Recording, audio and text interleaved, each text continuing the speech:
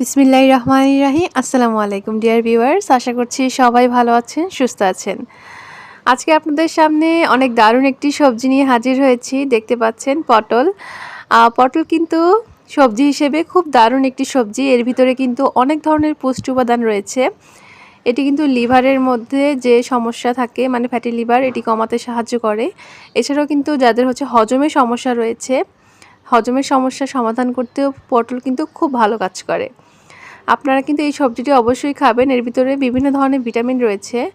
সকালের নাস্তা থেকে শুরু করে দুপুরে ভাতের সাথে খেতে পারেন, যে কোনো সময় খেতে পারেন। যারা ওজন নিয়ন্ত্রণ করতে চান, এই যে সকালে রুটি আর সাথে একটি ডিম পোস্ট করতে পারেন বা ডিম সিদ্ধ খেতে পারেন।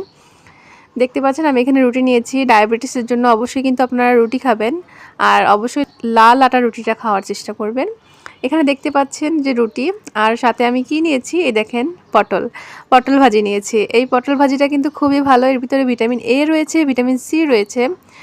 এছাড়াও কিন্তু এর ভিতরে আরও অন্যান্য ধরনের পুষ্টি উপাদান, যেমন আয়রন রয়েছে, ম্যাগনেসিয়াম, ক্যালসিয়াম রয়েছে, যেগুলো হাড় এবং দাঁতের জন্য খুবই উপকারী।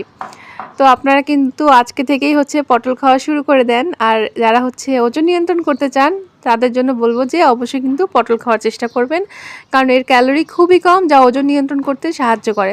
এছাড়াও কিন্তু এটা যাদের কোষ্ঠকাঠিন্য রয়েছে, কোষ্ঠকাঠিন্যের জন্য কিন্তু এটা খুবই ভালো। তো আমি দেখেন সকালের নাস্তা সাথে পটল ভাজি নিয়েছি, আর একটি করে আপনারা ডিম খেতে পারেন সকালে, স্বাস্থ্যের জন্য খুবই ভালো। এটা সারাদিনের এনার্জি দিবে। তো সবাইকে অসংখ্য ধন্যবাদ। ভিডিওটিতে লাইক করতে ভুলবেন না।